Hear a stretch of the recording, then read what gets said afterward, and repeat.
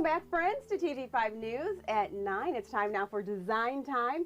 Get your cell phone out. We have a QR code coming your way, and you can scan the code right there on your TV for all the information about today's topic. And we are talking about one of my favorite topics, entertainment centers. We're here with Kathy Kilborn at Tri-City Furniture. How are you, Kathy? I'm doing great. How are you? I'm doing great. You know, I bought a TV recently, and TVs are so large right now that I get home, I'm like, what am I going to do with it? So what's going on with entertainment centers now with huge TVs that are out there? Absolutely. Yeah. So the problem is we don't know what size TV is. It could be a 40-inch, a 50-inch, like this one is a 32-inch.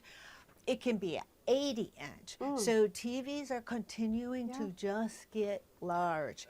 And so with all those variables, the entertainment center business is quite confusing. In the old days, we had 25-inch consoles. We didn't even have an entertainment center. We didn't have CD players. We didn't have all that stuff.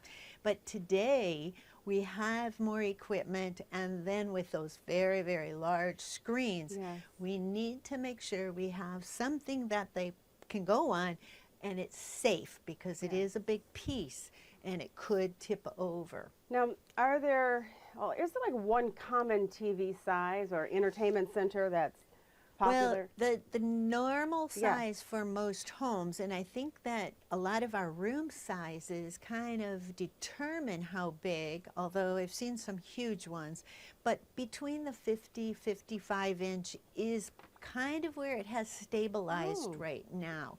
And so in a cabinet, we're more into that 55, 60-inch range.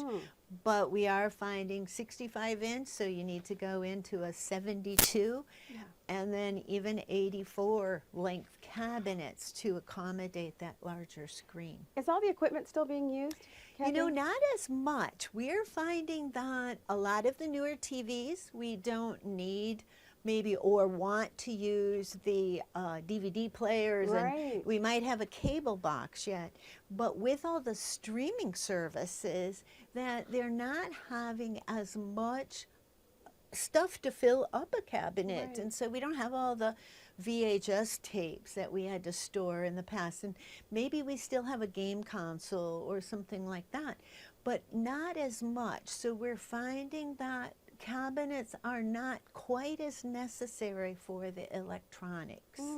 What about TVs that are hung on the wall or over a fireplace? Well, we are seeing that, and they are very safe up there. We don't worry about them falling. They are accommodating because you can turn them a little bit more towards your furniture, so that makes it nice.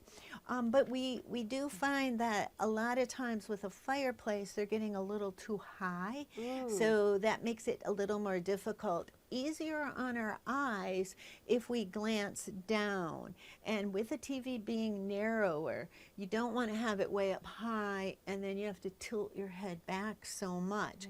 So we find that over fireplaces, they can be done, and some of the newer fireplaces have the electricity or the cable outlet. That makes it easier to hang there. But you do have to be cautious if you're using your fireplace, because that heat rises and it can damage a TV. So again, lots of things to think about if you're putting it on the wall over a fireplace. So Kathy, let me ask you this. What else can TV entertainment centers be used for? Well, if you're going to need something new and you're buying a larger TV, I am suggesting for a lot of people to buy an accent piece. So it's thinner, usually 12 to 15 inches deep. It's not going to hold a lot of your equipment, but it does allow for a prettier storage. You don't have all the holes and handles typically. You might have drawers, you might have a door, might have a mirror front. So there's a lot of decorative pieces, or a sofa table, depending again how big your TV is.